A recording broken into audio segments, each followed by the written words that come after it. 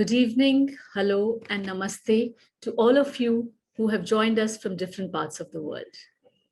It's an honor and pleasure for me, Rritu Rana, from Mumbai, India, who is a member with Climate Coaching Alliance, to be welcoming our guests, Archana Shah and Prasad Bidapa.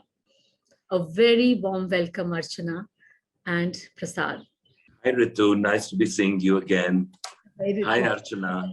Hi. Before I introduce our guests, a little brief on Climate Coaching Alliance.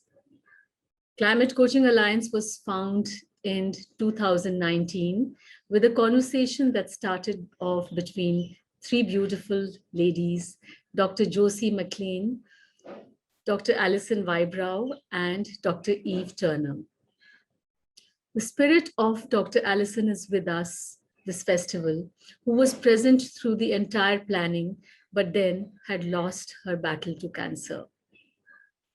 We know she's watching this with a lot of joy, as this is something that she would have really enjoyed. CCA started with conversations then, and today it has become a global movement. We have 1,700 members globally, and the number is just growing. We have members from different fields who find nature as an important stakeholder in their lives, both personally and professionally. All it takes for you to join us is by going to our website, which is climatecoachingalliance.org.in. And you can be a part of this volunteer-driven alliance. Today, we will be having a conversation about being hopeful, about crafting a future, and also about reflecting on how we commit to small, conscious actions in the direction of being that individual who can inspire positive change towards climate change crisis. After all, we are all concerned about the health of this planet as a whole. The depletion of ozone layer. They're all concerned about the rising of seawater. We're all concerned about losing our biodiversity, about waste being not recycled appropriately, so on and so forth. I look forward to our guests' perspectives, and please feel free to join in and share your perspectives as we have this meaningful conversation today. I would also like to share at this point that by joining us and by being present here, you have given consent to this event being recorded and your presence being visible. So for any reason, if you don't wish to be seen, you're most welcome to opt out or keep your cameras off. And so we begin with a brief introduction about our guests. Talking about Archana. Archana Shah has been collaborating with artisans for the last 40 years to create textile for urban markets. As a design student, she developed a keen interest in the traditional craft skills of the indigenous artisans. She traveled to remote corners of the country to study, understand, and experience the vast variety of weaving, dyeing, printing, embroidery, and ornamentation techniques practiced by different communities. This proved to be a very enriching journey, and the unique skills of the people of various regions, their distinctive color palettes, and rich design vocabulary became the base of her future work. This led her to start a clothing company called Badhej in 1985, a label influenced by traditional textile skills, offering a range of sustainable, handcrafted fashion clothing created for Indian women with an Eastern sensibility. The company was started with a vision to uphold, preserve, and sustain the precious skills and inherent knowledge of indigenous artisans through collaborative design interventions. Over the years, through many initiatives and interactions, she has been able to revive and rejuvenate many craft skills, encouraging young artisans to realize that they can earn a decent livelihood by pursuing their traditional vocation. Archana continues to foster support to weavers, dyers, and many women's groups who embellish the clothing in Kutch and many other parts of our country, India. In 2013, she published a book, Shifting Sands, Kutch, a Land in Transition. The book is a personal journey of discovery about her association of over 40 years with the land, people, and their craft. Her recent published second book, Crafting a Future, Stories of Indian Textiles and Sustainable Practices, is about artisans, their aspirations, and the values of handcrafted textiles in present times. Archana believes traditional wisdom has a lot to offer. Archana lives with her family and dogs in Ahmedabad, and her personal work can be viewed on www.bandhej.com. We are also joined by Prasad Bidapa today. Prasad is a pioneer in the Indian fashion industry since last 4 decades. A textile expert himself, he has presented the Rajasthan Heritage Week since 2015. He developed this project for the Khadi board for the government of Rajasthan, India. This is considered to be one of the most successful Khadi and handloom revival projects in India.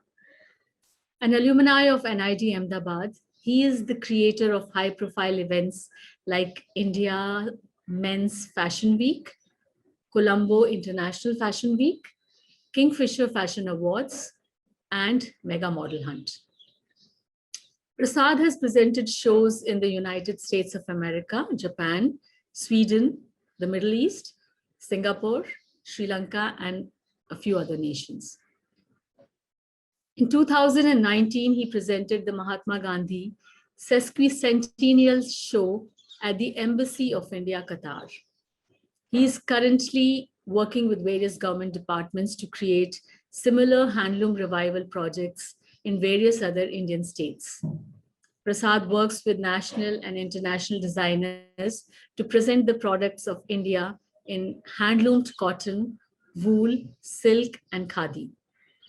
This year, he is presenting shows for the 75th anniversary of India's independence with Azad Ka Amrit Mahotsav, an initiative of the Government of India to celebrate and commemorate 75 years of progressive India and the glorious history of its people, culture, and achievements. Welcome, Prasad, and welcome, Archana. Thank you so much. It's wonderful to have both of you here. So, Prasad, we all know why we are here. And this being a topic which is very close to our hearts, and all of us who have discovered our way to this session have a question in our hearts.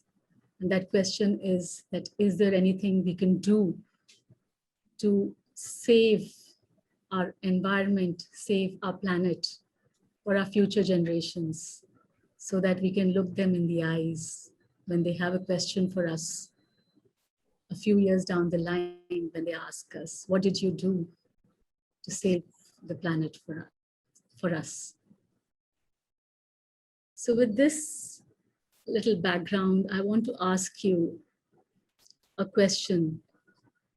And this question comes with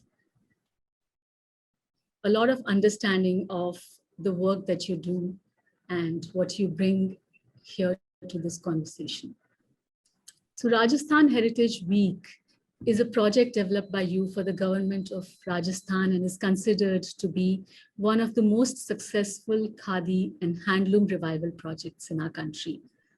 From your experience, please do share the challenges that the artisans in handcrafted textile industry face in comparison with the machine-made fabrics. I'll do that, Rritu. But first, I'd like to just create a brief background. Let's get things into perspective. Planet Earth is something that is truly unique and beautiful. And as humans, we have colonized the earth, we have misused the earth, we have exploited the earth. In fact, I think sometimes that we are like a bad case of dandruff on the earth, and that the earth is going to do everything possible to get rid of us if we keep damaging her like this. The earth is a living entity, a beautiful, wonderful, unique ecosystem that supports us all. And yet we are so careless. We mine, we exploit, we create all kinds of terrible sort of wars, and somehow we manage to destroy the ecosystem of this earth.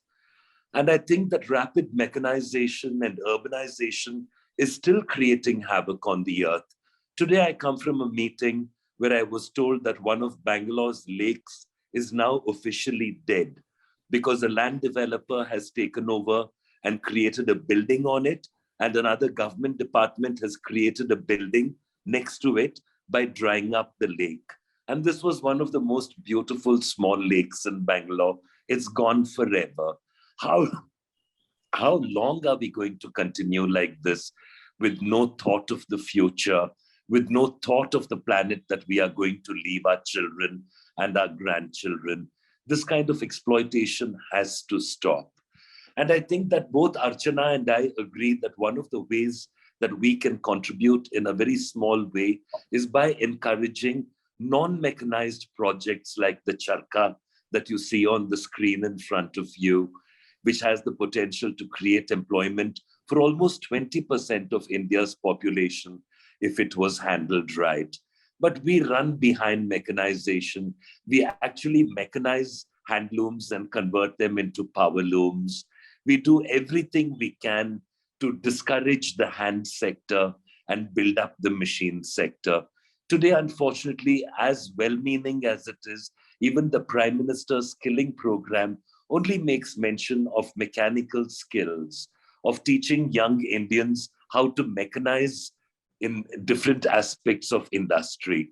We somehow seem to forget that India is a hand-driven economy and has been so for thousands of years, and that this is a skill that we possess, almost like being one of the last countries in the world to possess this diverse range of handmade skills in the textile as well as the craft sector. So I'm coming from that perspective. What can we do to change things? And I think that every single one of us has to contribute towards that. We have to lead a greener life, a cleaner life. We have to get together to create awareness amongst the next generation, among the existing generation, amongst the whole population of the earth, as to how better we can deal with the problems that plague this planet and are at risk of destroying it through global warming and rising sea levels. I mean, do you understand that in almost 50 years from now, Bombay may not exist? It is one of the lowest lying areas in the country. And if the rising seawater levels would affect any place in India, it would be Mumbai first. Why do we worry about Venice and other low-lying areas when our financial capital of this great country is in such danger?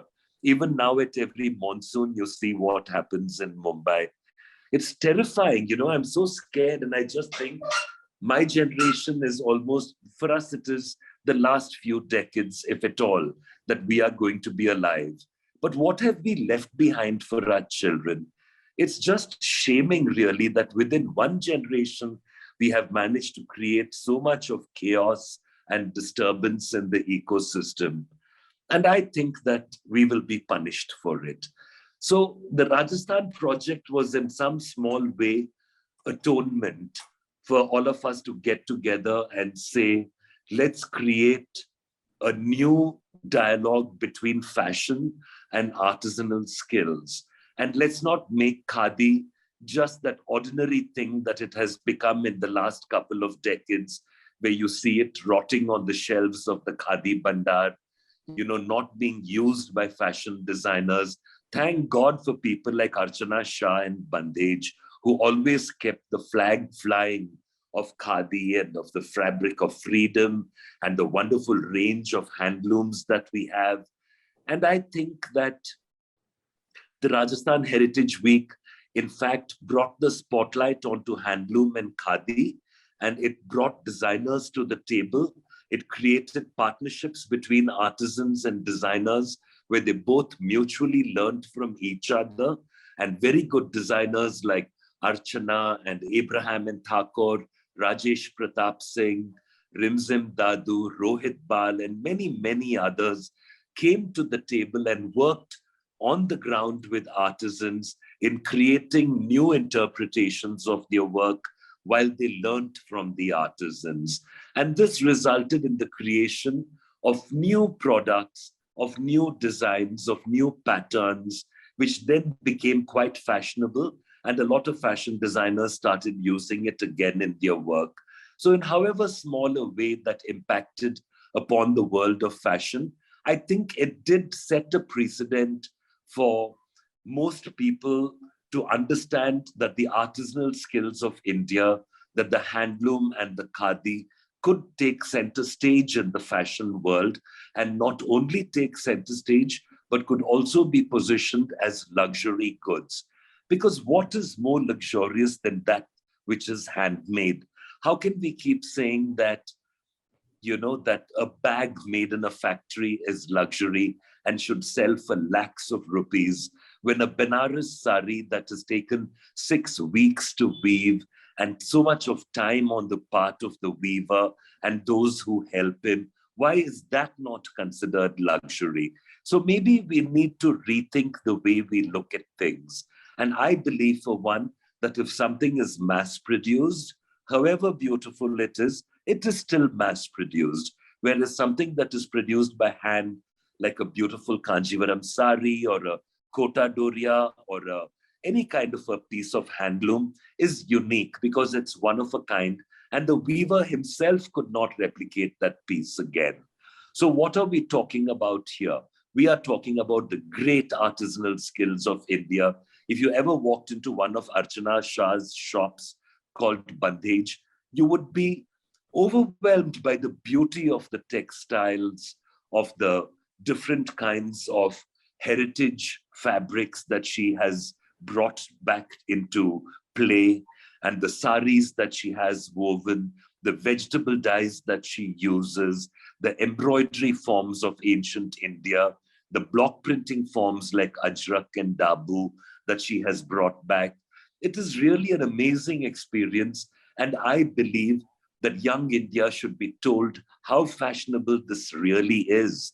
And that if they start supporting these crafts, that there is hope for the future, there is hope for the artisans, hope for India, and hope for the earth at large, Rritu. Thank you. That's wonderful, Prasad. Thank you for letting us know, the challenges that our artisans are facing and the textile industry facing with respect to handloom and handmade fabrics. So yes, it is a big challenge, and machine-made goods, as they say that artificial intelligence has taken over everything, looks like that is the biggest challenge here too. May I just want to say I have nothing against machine-made fabrics, against fabrics made with artificial intelligence. They have their place in society also. For example, defense uniforms for the hospital sector, they need to be made out of synthetic fabrics, which can be boiled and cleaned at very high temperatures, that can resist infection. So I'm saying let's put khadi and handloom into a luxury space where we pay the right price for it, and it occupies that small percentage of the market that keeps the artisan alive. I have nothing against machine-made at all. So I just wanted to clear that up, Rritu. Wonderful, Prasad. And when it comes to, our landfill being filled with the waste, the fabric waste, I think whether it's machine-made or handmade, the concern that we should have at this point is that we reduce our consumption in some way so that, that is taken care of as far as we as individuals are concerned. Archana, would you like to add something to this? The problem, I mean, climate change is a reality. And I think this overconsumption is a reality. And, in the last 20 years or so, we've had this whole thing, conversation between, in fashion, what you call the fast fashion. Earlier there used to be 2 or 3 seasons in a year, which now has come to almost 42 seasons, and everybody's trying to make things which are cheaper and cheaper and cheaper, which is really at the cost of inferior quality materials, inferior dyes, which are very toxic, which are very polluting to the industry, paying the lowest wages. And I think somewhere these become an issue, because through advertising, consumers are brainwashed almost to with the desire of something new every day, or and so. But what also happens in this is that these things do not last. You wear them once, you wear them twice, you throw them. So this is the wastefulness of, and this has become the norm today. To counter this, and I think one of the reasons why this happened, I mean, of course, there is the problem of landfills and all, but there is this huge movement called slow fashion today, which counters this, and I think things are interconnected. Just as the young people today are talking about school strike for the climate, or this whole movement, there's a whole lot of youngsters out on the streets talking about what is happening to their planet. So these are things connected, you see, and that is why the slow fashion is gaining a momentum. Also, what happened at the Rana Plaza, which happened, I think, in 2013, where a whole lot of people fell. A building broke in Bangladesh, and I think over 1,000 workers died. And this opened people's eyes at what is the real cost of fast fashion. How it is the low wages, inhuman working conditions, and then fashion revolution has now become a big movement, countering this in memory of what happened. So there is, who made my dress? What is fair wages? Then when you're talking of cheap, you're also talking of things which are not biodegradable. So I think when you look addressing climate issues, you're talking of being less wasteful, being consumption is but appropriate consumption, not wasteful consumption. You see, the fashion industry or the clothing industry does support large number of livelihoods, and that needs to continue. And in case of handcrafted production, that number can really increase multiple times. Just the spinning, the image you see, 6 or 7 spinners can support one handloom. One handloom can be probably a few meters of cloth every day, depending on the intricacies of the cloth. So we are talking of slow production, just as we are now addressing the idea of slow fashion, which is more ethical, which is more artisanal. So it is quality versus quantity. So these are various things that relate to, I suppose, the issue of climate change. Very true, Archana. And let me share a few more images of from your book, because now I want you to talk a little bit about your book. So having gone through your book, Crafting a Future, Stories of Indian Textiles and Sustainable Practices, we know that it's about artisans and their aspirations and the value of handcrafted textiles in the present times. Yeah. It also draws upon their traditional wisdom to address 2 most serious challenges that we face today. One is that of growing unemployment and climate change, which we've been talking about. So I request you to highlight the need and possibility of creating a larger market for their creations to address the unemployment piece? See, India, the handcrafted textile sector in India is the second largest provider of livelihoods. But it is in dire condition at the moment because there is no support for. There is the skill. There is amazing. Every region in this country offers its own unique skills. There is this one area of sort of classical textiles, what we call the brocades or the bandhanis or the patolas, probably meant for the high-end market. But there is a whole lot of weavers who weave simple cloth, which local people use as saris or what you call the khadi.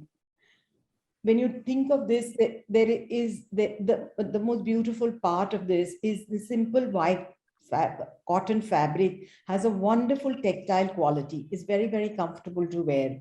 It's a biodegradable fiber, right? So when having worked in the sector for many years, I wanted to know, and there's also a lot of conversation going around that artisans don't want to continue practicing their traditional craft, partly because they earn far less than, say, somebody working in the unorganized sector, in infrastructure projects, or so the wages for handcrafted is very low. There is no dignity in kind of work. So I really think a policy would help, because these address, first of all, it's a slow means of production, as I earlier said, right? And also it's a very sustainable practice, because the carbon footprint is very low. It's an eco-friendly means of production. So there are many reasons why handcrafted should be supported. We have almost 30 million people in this sector in India who have basic skills. Some have more refined skills, but there is a product that can be developed for all these skills. These skills need to be repurposed so that they become relevant for markets, for urban markets, also rural markets, for the appropriate market, I would say. So the fashion industry would be addressing the more classical skills or more intricate, more expensive fabrics, but that still is only a small percentage. When you're talking of 30 million people we need to create a large variety of fabrics for multiple markets. And I think somewhere in the book has inspirational stories of how people have worked to create different kinds of products for different markets and how successful they have been. So with the right kind of policy and support, there is a huge potential for us to create textiles which are handcrafted for the indigenous Indian market as well as the world market. You see, most places in the world have lost these skills. And there is something very, very beautiful and this tactile quality of something that is handmade. So the handmade fabric is not going to clothe the world. So we need multiple means of production, but the handcrafted can support, we can provide or create work for all the skilled artisans that we have. Also, a lot of people in the world are going to be losing jobs to these new technologies. So this is another potential to create. These skills can be learned. They are traditional artisans, and then there are enough examples today how new skills are taught. So I think somewhere the whole handcrafted sector addresses both these issues of climate change in a big way, because it has a low carbon footprint, and can create jobs, which are the two major issues the world is facing today. Absolutely. Thank you, Archana. Prasad, would you like to add something here? Because yes, I'd also like to just talk very quickly about the difference between khadi and handloom. Khadi is when you spin the fabric by hand on that, like the beautiful charka you just showed us. Mm-hmm. So khadi is made from the thread spun on a charka and then hand woven.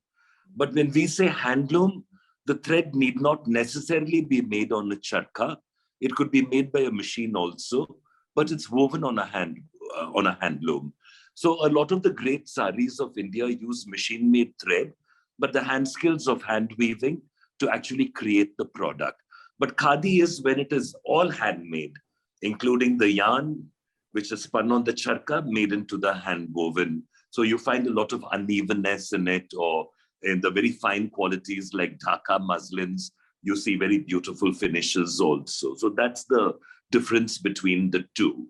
And I've always felt that India needs to be much prouder of its handloom traditions than we actually are now.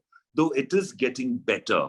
Big film stars like Deepika Padukone and Anushka Sharma and many other girls at their weddings wore beautiful handcrafted saris from Benares and from Kanjivaram and from various other centers of weaving. And it created a lot of awareness. And I find that young people today are getting more and more aware of the beauty of the hand-woven tradition. But that doesn't mean that we can rest on our laurels and take it easy, because we have achieved a little bit till now. And people like Archana have achieved a lot, because to me, bandhej is one of the finest examples of sustainable slow fashion that you can find anywhere in the world. And Rritu, if you ever to walk into a bandhej, I'm telling you, it is like a living museum. It is so beautiful. And I've always bought lovely things from there for myself, for my wife, for my kids. And I must say that I've looked after them quite carefully, and I still own a lot of the beautiful things that I bought there. And I think that the world is in the right place, to understand why these things are important, why sustainability is important, why ethical fashion is important. By ethical fashion, I meant exactly what Archana was talking about: fair wages, to be paid, and a quality of life offered to textile workers and to garment workers that, guarantees them a really good wage. I don't know why we always expect hand skills to be underpaid. We think that it is all right to buy khadi at the enormous discounts that the well-meaning government, tries to push up the sale of khadi by offering a 40% or even a 70% discount. But at the end of the day, I think it just devalues the image of khadi. I feel it devalues the labor and the effort the artisan has put into, this 1,000 years of learning that it comes from. Have you ever seen anyone weaving a Benares sari? It's unbelievable. I mean, it is something that is awesome. Of course, that the handloom is what actually inspired the wiring of the modern day computer. It is that very complexity and the absolute, that is intelligence, human intelligence at its finest, And I think that the handloom today stands for something that is sustainable. It stands for a way out of this mess that we have landed ourselves in. It stands for creating a world order that reprioritizes the really important things and brings to the fore what we need to do, how we need to stop damaging the earth, and how we can heal the earth, and at the same time do it with great beauty and sophistication and an understanding of nature, which is what I think handloom is really all about. The process is so natural, from the growing of cotton to the farming of sheep, the rearing of silkworms. Everything is so natural and beautiful. And then you bring all these lovely fibers, you spin them on the charkha or you spin them on other machinery, you bring it to the handloom, and you create products of everlasting beauty. I mean, I can't believe that a designer bag would have more value than a beautiful sari, which can be handed down for generations, from grandmother to mother to daughter. I'm sure, Rritu, in your own wardrobe, and Archana, and any of you all listening in on this program, many of you all have inherited beautiful things from your parents, which you value. And I think that this is really the measure of beauty and sustainability, of how long you can make it last and how much you can treasure it. In the community that I come from, which are the Kurgs, which is a small sort of hilly area in the south of Karnataka, a bridal sari is never bought new. It's always loaned to cousins, to sisters, to friends. And until it falls apart, it's worn. Even the jewelry is loaned from bride to bride. So we never get into that, that competitive North Indian aspect of every bride having to outdo the other and buying modern new things all the time. We really recycle even the bridal sari, which goes to say a lot about my community, I think, in a nice way. So there you have it, Rritu. It's beautifully brought out, Prasad. Yes, it brings sentiment in me, which is that, whatever we possess, at least in my case, I do that. I like to have a relationship with what I have, whether it's my clothing or my pen or my book.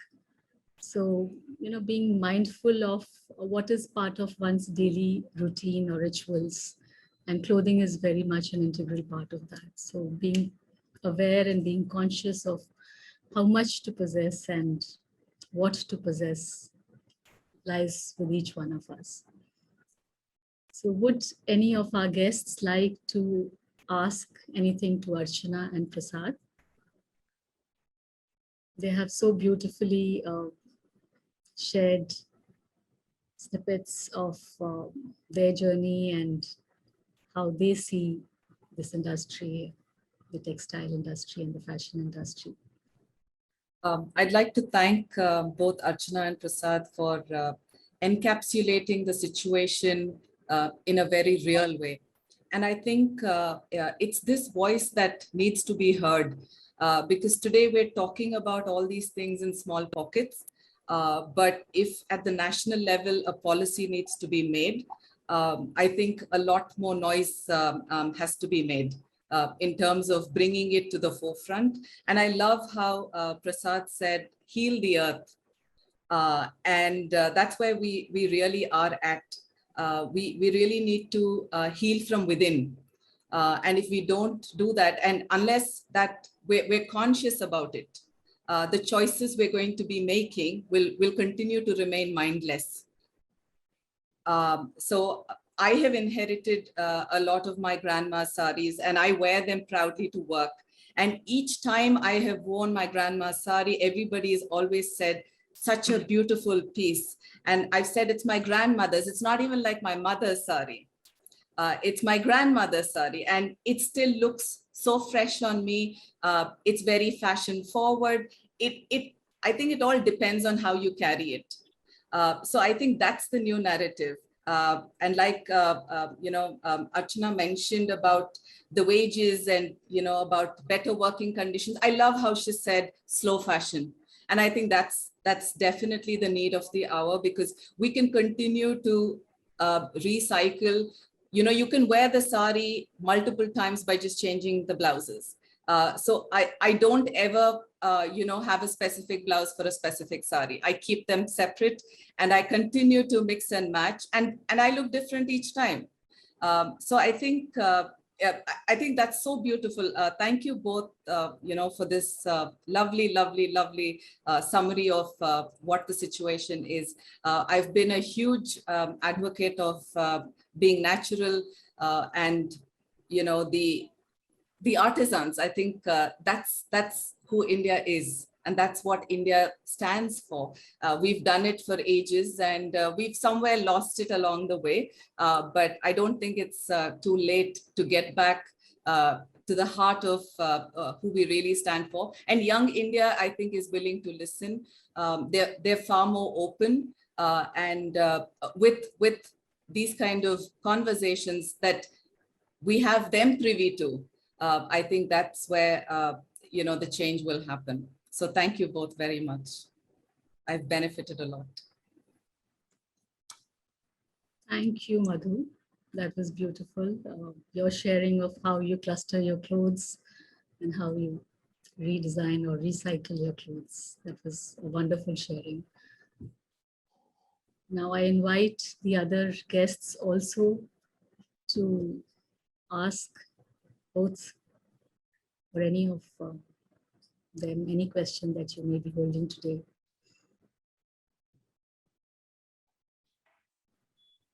Actually, Rritu, I'd just like to honor you and your guests, Prasad and Archana.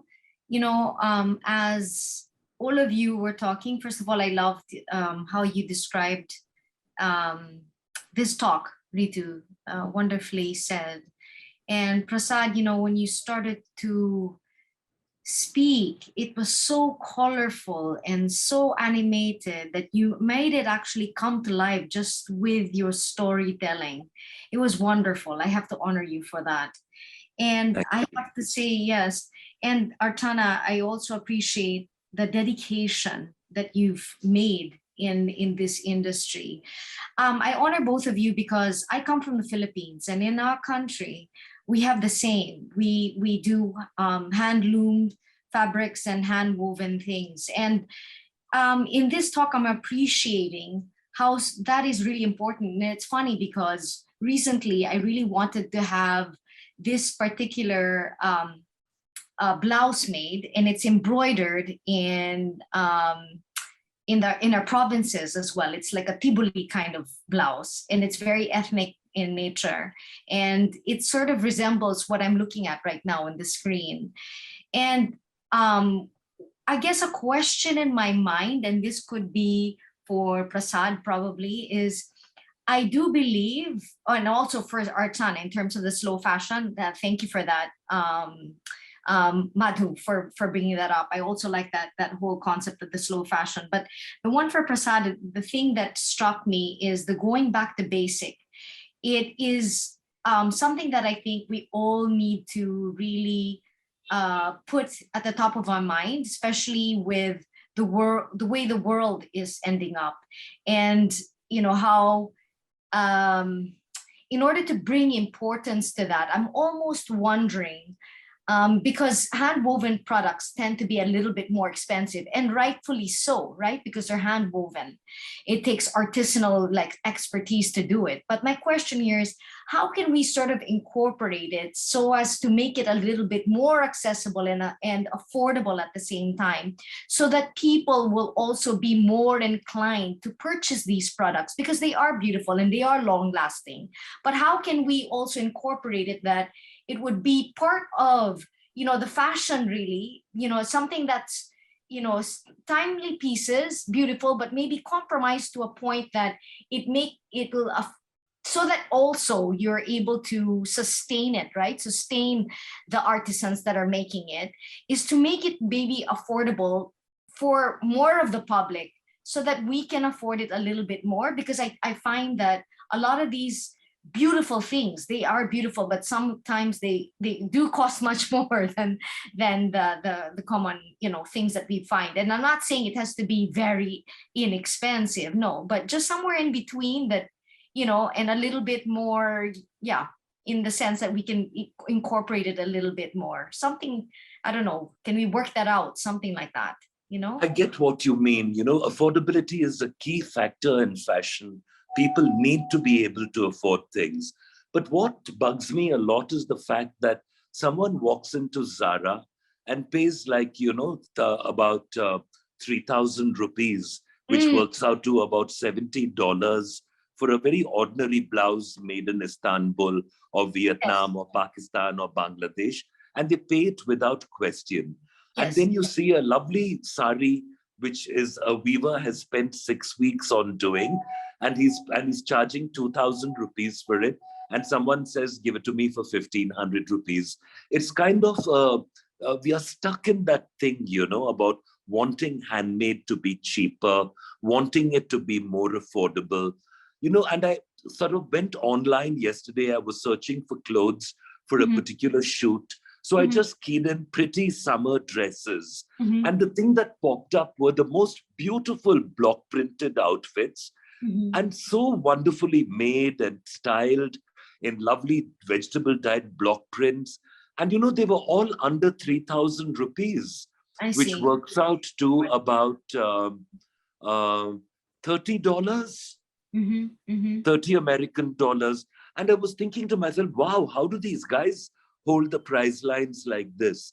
So, you know, if you went online and searched for beautiful handcrafted fabric made into very fashionable clothes by the e-com platforms, even if you looked on Archana's Bandage website, you're going to find things that are extremely affordable. It's not a difficult thing at all, you know. So sometimes you look at a beautiful sari, a Benares sari might cost about 40 to 50,000 rupees. But there again, you've got to understand that the weaver was most probably paid only 15,000 rupees. Excuse me. So the weaver was paid only 15,000 rupees for the sari. The middleman takes it and sells it for, say, 25 to 30,000 rupees to a shop in Delhi or Bombay. And then the shop sells it for 45 to 50,000 rupees. So what is there to prevent you from cutting out the middleman and going straight to the weaver or going straight to the one who produces all these beautiful things? You can see them at exhibitions. Even in Archana's shop, she keeps a very, very fair price. You can go to the 100 Hands exhibition and see what they are selling things at. It's shocking how affordable they are. Of course, you can find expensive things, an expensive Benares wedding sari with a lot of gold zari in it will cost a lot of money. But even over there, if you went and bought it directly from the weaver, you would get it for half the price that you would pay for it at a fancy boutique. I see your point. Thank you for pointing that out, actually. Please, Archana, you're saying. Yes. Can I just add one little thing? You see, I think we need to create new narratives about our handcrafted. To imagine that every handcrafted product is expensive is not true. But if somebody realized that a Bandhani sari took 8 months to tie the dots before dyeing, you'd be willing to pay a price for it. But a beautiful Bandhani shirt, that fabric can be done for much less time. It depends on the amount of time that goes into production. So, and that needn't be expensive. So of course, what Prasad says, it also depends on the overheads that get mounted onto a product before it reaches. So we need to find different ways of marketing the handcrafted. But the handcrafted thing has a whole range. It is not necessarily, it's a myth that there are enough and more organizations in the country who are creating fabulous handcrafted fabrics in natural dyes at prices that people in their vicinity, within the small town, can afford. Yes, thank you for that. Thanks for answering that question. In fact, you know, I'm a little bit intrigued. When you brought up, Prasad, the Zara, I'm almost thinking, what about, you know, like finding a way to join the forces so that the people that are actually producing these fabrics and these clothing, that you can connect them to people that, you know, these kind of big conglomerate, you know, or these manufacturers of clothing, so as to cut off like maybe the middleman and maybe really generate business for, income and business for the people that are actually crafting this. Would that be, you know, a good avenue to pursue, like actually, you know, connecting them to these kinds of people that actually produce all these things so that it becomes more accessible in that sense? I'm wondering, it's just a curious question. I just wonder if that's a possibility, you know, just so that it propagates basically the making of the clothing and sort of like make it more in a global way and build awareness around it. I don't know, just curious. But thank you so much. Thanks for answering. Archana, will you take that? Yeah, certainly. I would think that new narratives need to be created so that there is better awareness and a better appreciation, and you understand why you're paying. The other thing is that to what you're talking about, the need is to create the producer with the consumer. But you see, the handcrafted sector is not an organized sector. I see. These things happen individually in villages all around the country. So you need to apply a different mindset of how you're going to do this. You can't apply the same things, same norms that you do in organized production, where everything is done in one, one go down, Yeah. one workshop, one company, one. Mhm. And these large companies also have huge monies to invest in marketing. That really influences buying, Yes. right? Yeah. So it's not just the product, it's also creating these kind of new narratives for the handcrafted to become an aspirational product today. And this is not something that the producers are going to be able to do. Then I guess it would rely on people as such as yourself then, huh? But these are individuals. A policy, change in policy can really create much, much, much more impact. And I mean, it can create millions of jobs in our country, which is desperately needed. Yeah.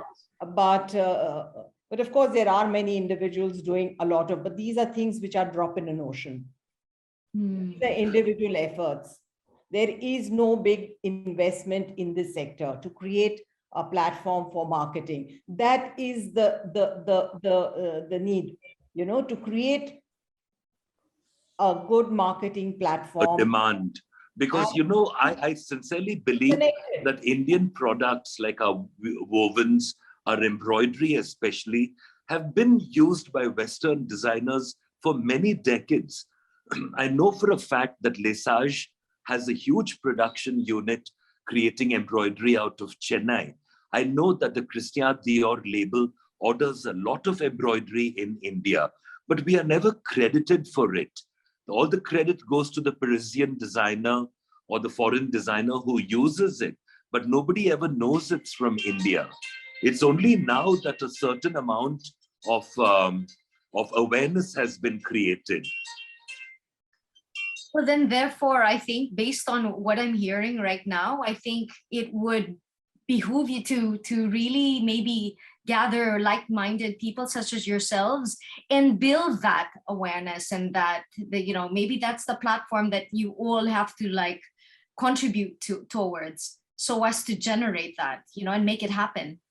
We are. I mean, when you look at it, you're right, because Archana now, her store in 3 years' time will be 40 years old.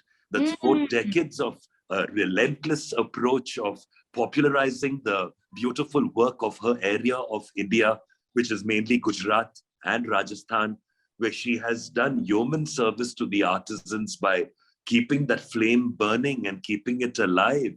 And we all try now, like right now, I've started a proposal to my own home state of Karnataka to create a resurgent amount of silk, which was what we were famous for in the old days. A craft that has been lost, we are trying to bring it back. I'm working in the Northeast with the 8 states over there to create new viewpoints of their basketry and their beautiful wild silk, which we also call Tassar and Eri. So we are working with a lot of people. Wonderful. So just to add to what Catherine said, Archana, when we're talking about connection between the artisan and the market, have we tried the Amul model where yeah, go ahead, Archana was saying. Amul is one product, you see. It started with just milk. Here, it's a diverse range of product. It would be wonderful. I do understand what you're saying. And that would, I mean, this is something we have discussed over the last few years, at least, of how to create this, including with Mr. Sam Petroda, who transformed the communication. I mean, it's all to do with creating this larger reach. And of course, it is possible. It is very doable. But you need somebody to invest in it. The government, I mean, we do have platforms, in the communication, invested, trusted Korean who started Amul, trusted Sam Petroda when it came to communications, and it changed things. So if there was that intent, there is definitely a possibility. We have the potential. It's there. We have the millions who have the basic skills. It will go in another generation. This present generation has at least observed their parents working. So as children, they've dabbled with these tools, right? So this is a great opportunity that we have. So we can Of course, you have to shift it, more, change it to suit the handcrafted sector, which is very, very different. But it is a doable thing. It is very, very, very doable. You have to have the right intent and the right team. A small team can create this transformation. And With political will, that is the challenge. And this would be a huge service, Archana, in this direction. In fact, this reminds me of the pandemic time when, the labor from the cities migrated back to the villages. And more they would want to stay in the village if they had work within the village, because nobody really wants to leave their children behind and go to cities desperately just for work. And also the urban areas don't want them, you see, because our urban centers are also getting congested. And the life for people who come from the villages to the city is quite brutal and inhuman. And they are no longer those jobs that are available. So if there was just basic infrastructure in villages, 60% of India still lives in villages. And the 60% have immense potential, immense skills that if repurposed can really transform India's economy, because it can give you a product that is suitable for times today. We do have platforms. Yes. Sorry, go ahead, Rritu. So I was saying that there's a huge potential in our rural sector when it comes to, having people who can actually create and work towards creating handicrafts. It's just a matter of tapping that resource. And Archana is doing a phenomenal job, and it's a drop in the ocean. This does, you need it. But there are many drops in the ocean, yes, like we have Dastakar, we have a Helping Hands.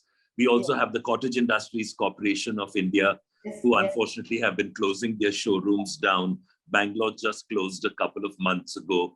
They were all victims of the COVID effect. But I mean, there are collective platforms. There's a lady called Ruma Devi in Rajasthan who employs 2,500 village women and gets them all to do applique embroidery and brings it into a central point where she creates beautiful home decor, bedspreads, curtains. She's also trying to get into clothes. She's looking for a good designer who can help her. There are many efforts to do it, and it is up to us to encourage it. And I always tell most Indians that if you kept 10% of the budget of the money that you spend on clothes every year and devote it to handloom and khadi, you can turn the industry around.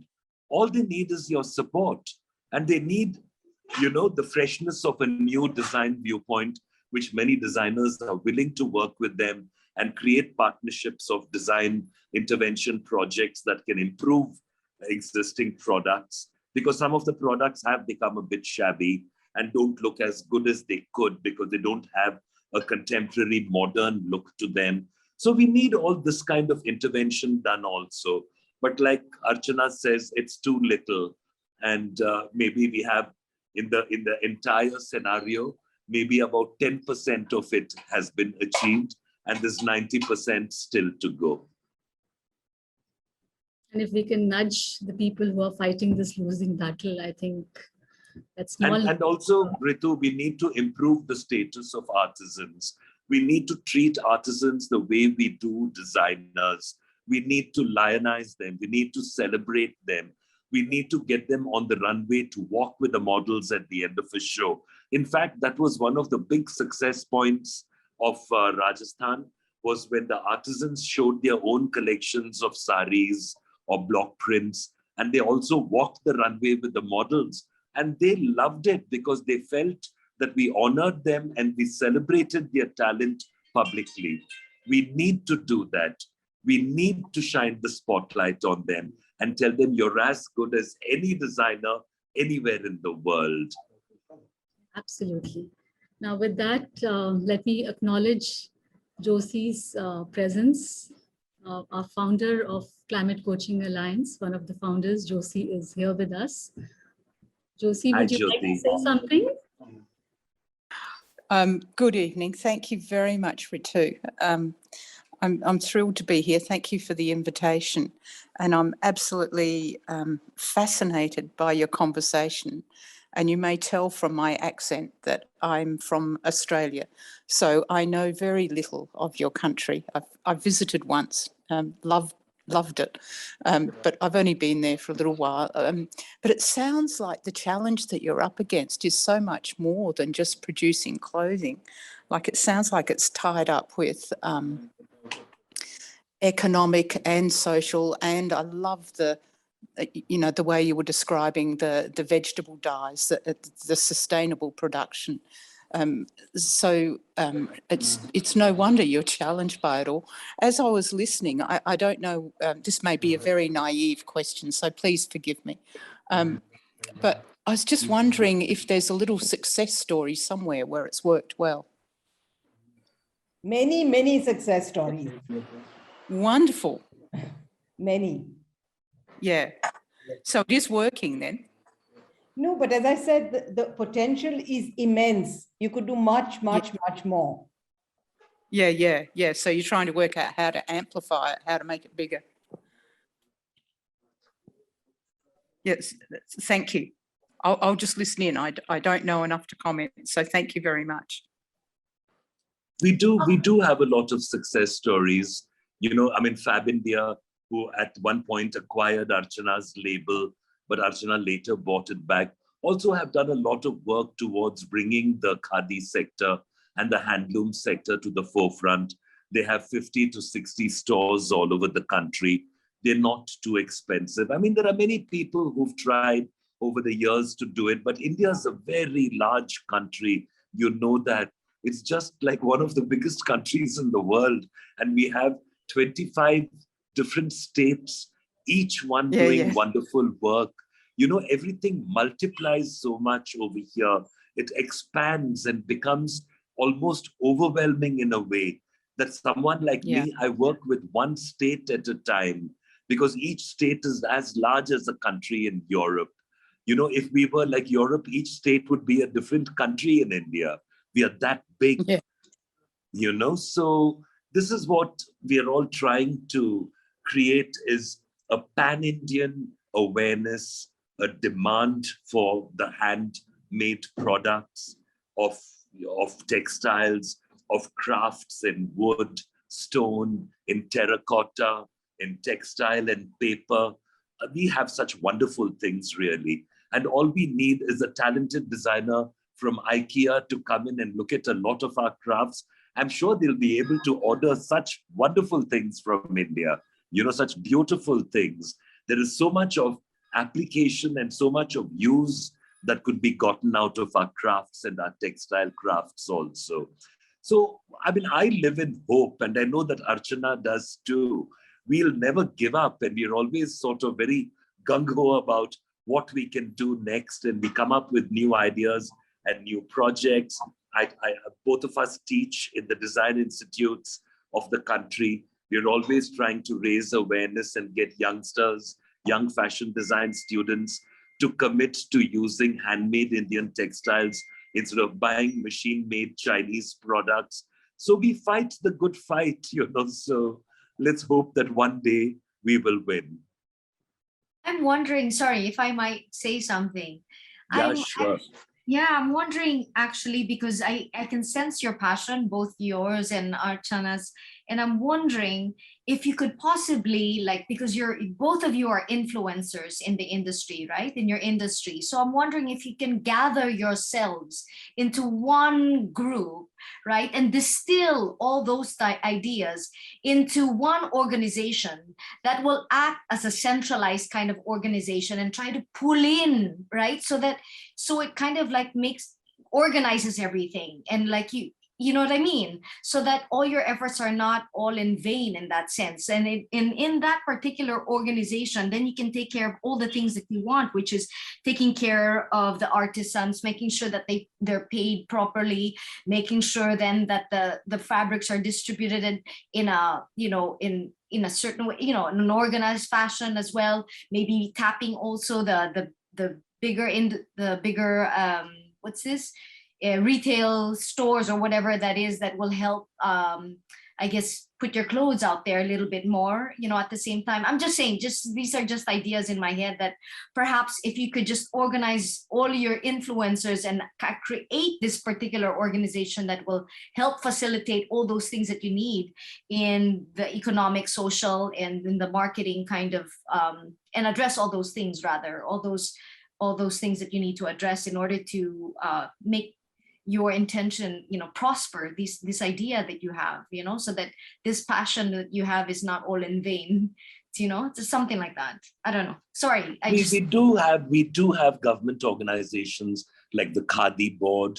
We have the Khadi and Village Industries Commission, KVIC. We have the Handloom Development Corporations of India. We have the Craft Council. We do have nodal organizations, but they need to be enthused. They need to create projects with young designers to create new products. They need to support the whole thing a lot more. So technically, we are at the mercy of the government, but very often the government does listen.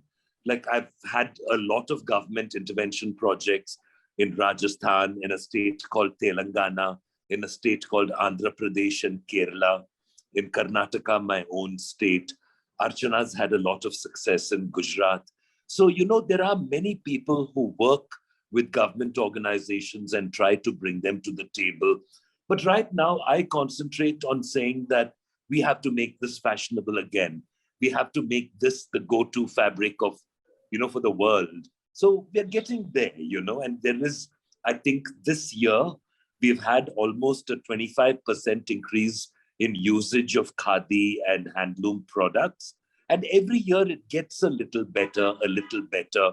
So I'm not out of hope. I'm not complaining really, but we're just trying to turn a spotlight on the industry and saying that handmade in India deserves to be a big international brand.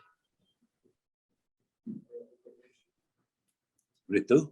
Well, that's a beautiful thought, Prasad, and I'm sure, we been enlightened and made more aware in this direction. Now, in fact, I have been putting both of you through some reflective exercise during our conversations. And now I wish to do that for the audience who joined us. There's this proverb, a Sanskrit proverb, which says, Sarvasmay Swalampam Samajay Sarvaswam, which means all you need is a little bit of yourself and everything for the others. That's beautiful, Rritu. That's true. There's another Sanskrit proverb which says, Nirpeksho Nirvekaro Nirbharam Shitilashaya Ugadh Buddhir Shubodho Bhava Chinta Matra Vasnaha, which means you are unconditioned, you are unconditioned, self-aware, formless, and self-driven. You possess unfathomable awareness and you can't be broken easily. So hold on to nothing but consciousness. Lovely. So there's a little reflective exercise which if you all are willing to do, although we are already past time, but those of you who have some engagement may carry on, and those of you who would like to stay, take a moment, give this a thought, and let's go within. Sometimes going within is the easiest thing to do. However, it is the toughest thing on the other times. So let's reach those places within ourselves which we may not have reached in a long time. Take your time.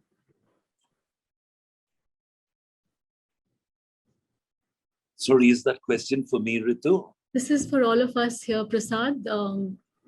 We take Earth as the stakeholder here. And considering that, the time available with each of us is limited, is a limited resource. And also our energy levels as we go past these years also drop, and we know that, despite being the best that we can be, we know that it's a fact and it's a cycle of nature that our energy levels do drop with age. So with our energy levels being a limited resource and with time being a limited resource, can our wants also be limited? I would think yes, because, I think everything in the world works on that limited time, limited resources. And I don't really think about it very much, because I just feel that if we were to contain ourselves and say, oh, I have to do this within the next 5 months, and then you're not able to do it, then you become very dispirited. So every project that I work on, I think I've realized that you have to develop infinite patience to see it through. Sometimes it takes months, sometimes it takes years, sometimes a project comes through in a couple of weeks. So it's really the luck of the draw, I mean, the earth doesn't have that much time, I'll tell you that. We can't go on like this, and we can't keep destroying the ecosystem, taking things for granted and thinking that it will all go away. When Bolsonaro in Brazil takes down the forests, and the rainforests are almost gone. And today I heard the story about a lake and a forest, and how the machines came and cleared 40 acres of the forest by uprooting trees, 40 acres in one afternoon.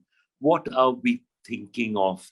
How can we allow this? It's just sort of sometimes feels insurmountable, But then maybe we should just turn around and go back and try and get a project that plants another 80 acres of trees. I mean, it's the only way to fight back, And I think that's what we need to do. You fight back within your limited scope, within your limited time, the limits of your life. But I think collectively, like you pointed out, we can achieve a lot. So let's all just join hands and keep fighting, and pushing to see that we can save the earth and make something wonderful out of it, and at least be able to look our children in the eye and say, we tried. Rritu? Oh, I love that. Thank you. Thank you so much. Well, the present model of greed is definitely not sustainable. But I think we know a lot about climate issues. We know a lot about global warming. What is required is action. And I think each and every person, each and every one can make a difference, and we need to make a difference. But what is required is action. You see, we know about a whole lot of things that are happening, and we are very about the condition of our wonderful blue planet. But the fact is, we are still talking. We need to put it into action, and each and every one has to become less wasteful to make a difference. And you can make a difference. So there is a need for a collective effort, but you cannot just wait for the other. You need to start doing something yourself. And every single person on earth needs to do this. Some action to become less wasteful, to become a little more mindful about what one is doing, to support quality again and not quantity. And there is hope. We can make a difference. That's a beautiful thought. In fact, you shared the other day also with me, Archana, when you said that only when you want to, would you, go to such forums, only when there is that willingness to do something for the environment and do something for this cause, would one, go to such alliances or such conversations and be a part of such conversations. And today you rightly reiterated the same. Thank you so much indeed. Okay. I'm going to share something from the framework that Rritu presented to us. So for me, what the first spontaneous thing that occurred to me was the outer circles had limited resources, and the intersection spoke about limitlessness. So I think that's the transformational journey that we'll have to make, from being limited to thinking limitless. So when there was, I think, collective action, there was collectiveness, there was reflection, there was regeneration, I think, and a whole lot of other things. There was equitable. So if we were to summarize everything that we heard from Archana and Prasad, equitable would be really honoring the artisans that they're so closely working with, and their working conditions. So I think the framework really ties beautifully, to end this conversation. And it's for us to come together, because we are limited as human beings, but I'm sure our voices could remain limitless. And like Prasad very beautifully said, we look at our kids and we say we tried. But I think, moving from we tried to we can do it together, I think was something that I'm kind of fascinated by, and that's something I'm going to take back with me. And I couldn't agree more with Archana when she said, we're talking, but it's the action that really needs to begin. And each one of us can make that difference. And I think we could all take up one action, for this year as far as climate change is concerned, and what is it that we can do. In fact, in a previous meeting, I had said, one thing I said is I'm not going to shop for a whole year. And I said that I would only buy natural fiber. And that is into 2023. So that's an action that I can take in my capacity. You'll have to find a balance, because we can't stop buying because there's so many people dependent, in terms of there's so many artisans, so many factory workers, so many women dependent on you buying those clothes. So you need to find a balance between everything, Like, David Abraham wrote this wonderful article in The Voice of Fashion yesterday, where he said that, you can't go to one extreme or to the other, that you really have to find that middle path, like the Buddha always said. And I think that that means that you do buy a certain amount to ensure that the economy stays, in place and progresses, and that people earn their livelihood. But at the same time, like it's what I've always been saying, there is a place for everything in this world. There is a place for the machine made. There is a place for the handmade. And we have to create that balance, because that's what nature is all about, isn't it? It's about balance at the end of the day. And that's where I think that all of us will come into play and see, how do we spend our money? How responsibly do we spend it? We don't have to be wasteful, but you can buy the things that, benefit you in your home, either for the home collections or from fashion collections, or something that you need, something new. I mean, I don't know if any of us need anything new, because if I open my cupboard and look at it, I should either be giving away things or having some kind of a jumble sale or an exchange program or something, I think I can, for the rest of my life on this earth, I think I have enough clothes to wear. But that still doesn't mean that you stop buying, you always want that lovely new thing, or why not? I mean, we worked for it, we'll spend our money on it also. So. No, I'm a compulsive buyer when it comes to clothes, and hence I thought I should kind of detoxify my habit a bit. Well, as long as you're wearing it and using it, it also shows. I think you need to balance out what you're buying, and it's possible. It's possible. We'll find the balance. Mindful about, so that you're not buying. Mm-hmm. Very right, Prasad. You started on a very you bad. can always buy new recycled products. Yeah. Just not buy fast fashion. Yeah. Really, really wasteful, and pays the lowest wages in the world. That's how it makes it cheap. So it is not supporting. So a very fair balance. Having polarities about our thought process. I think a very fair balance is what is required. Conscious consumption should be the way forward.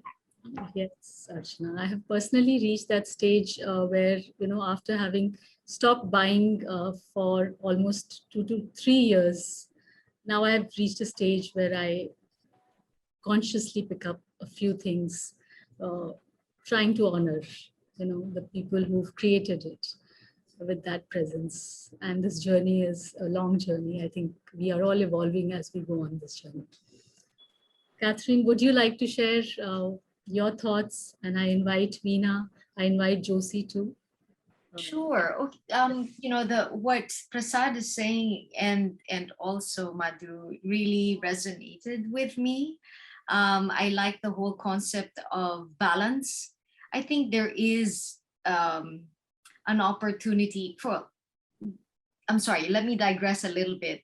I think for me, it's about wanting less, actually. I think this whole pandemic showed us and taught us that we need less. We don't need so much. And as you said, Ritu, I think when we purchase something, it's something that's going to be complementary to what we already have. We really don't need that much. It might be that one pretty thing, yes, Prasad, that maybe that really captures our eye and we feel could enhance what we already have and make it something special, something that's long lasting. Because I'll share with you that my wardrobe, I mean, I'm over 50 at this point, a little bit over 50.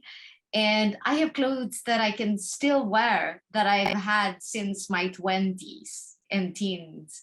So, and I carry that forward. I take care of my clothing.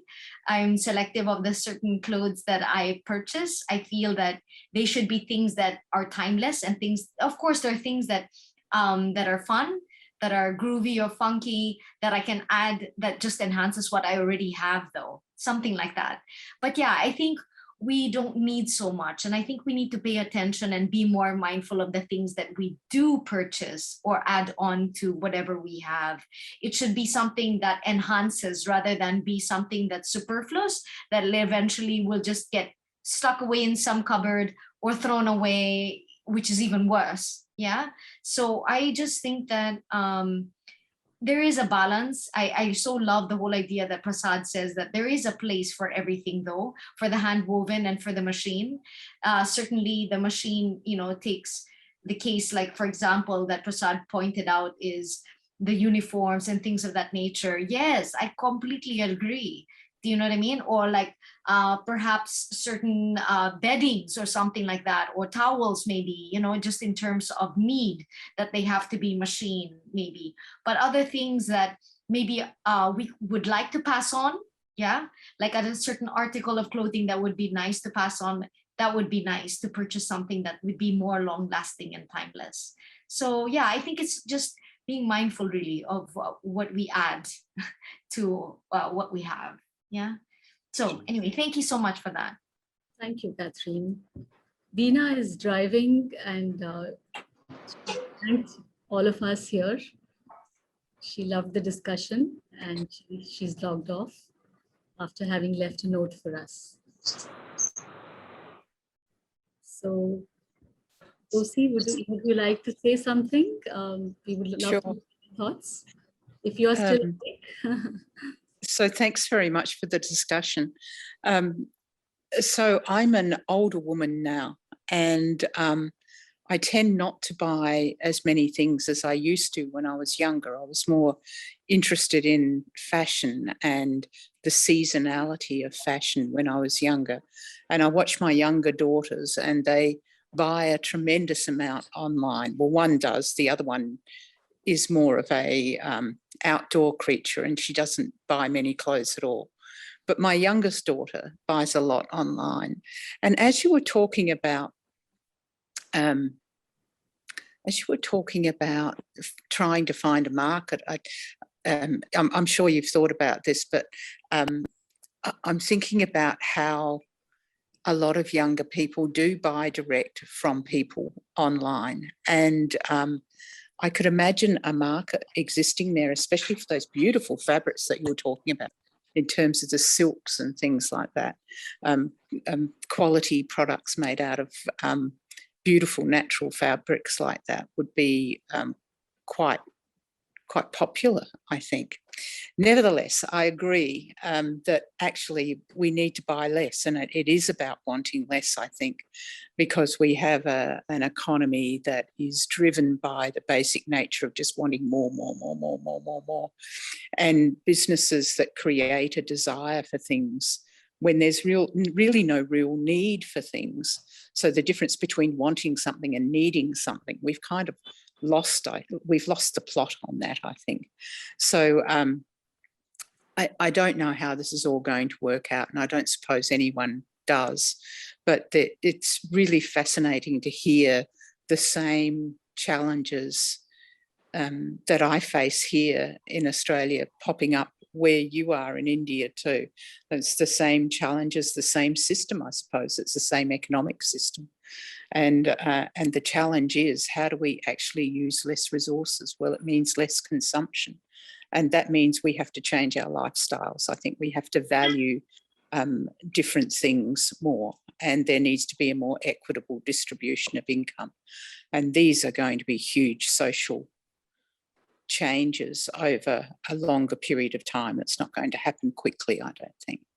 But I want to thank you for the conversation, because it really makes those challenges alive, and you can appreciate how complex they are. And it's fabulous to hear you grappling with them. And the types of challenges I grapple with here have more to do with water, but it's fabulous to be a part of this conversation. So thank you. Thank you, Josie. We are enlightened by your views, and I'm glad that you got to learn a few things about our traditions and clothing of Indian subcontinent today through this conversation. Oh, absolutely. It's been a treat. Thank you, Rritu. My pleasure. With this, we come to the end of today's conversation, and I would now like to thank Archana and Prasad for being with us today and sharing their perspectives with us so openly. Thank you so much for your generosity. And thank you for highlighting the challenges faced by the handloom sector. We now understand the need of regular work for them to be sustaining in this industry. The challenge definitely is to create demand, and the artisans would definitely like to stay back in their villages and continue to work on their family crafts if they had a choice. Personally, the clarity that I am taking away from this conversation is that there is complexity, interdependence, and interconnectivity of political, economic, social, technological, legal, and environmental factors in this sector too, just as in any other sector. I express my gratitude to our guests for being committed to taking up these extra challenges in reviving this sector. I'm grateful to all the participants for their acceptance of the need to start with a small change. While we understand that independently we are too small for this big cause, we also believe that small steps go a long way. There are no simple answers, but there is passion and commitment of making progress towards this challenge of reducing waste, recycling what can be recycled, and providing livelihood to artisans of our country. We are grateful to all of you present here for your contribution towards our common vision of seeing the world as a more equitable, sustainable, and compassionate place to live in. Grateful to Archana for generously sharing her images from her book, Crafting Our Future, Stories of Indian Textiles and Sustainable Practices. And as a result, I could share those pictures with all of you. Thank you once again. Thank you, Rritu, for putting this together. It was wonderful being able to talk about it and, sort of reaffirm our commitment to the environment and to the earth and to all the systems we believe in. Thank you, Archana. Thank you, Thank you, everybody. Madhu. Thank you. Thank you, Catherine, and thank you, Josie. We'll all meet again soon. Right. Bye-bye. Thank you. Have a Thank good you, night. everybody. Bye. Thank you very much. Thank you. Thank you, Rritu. Bye-bye.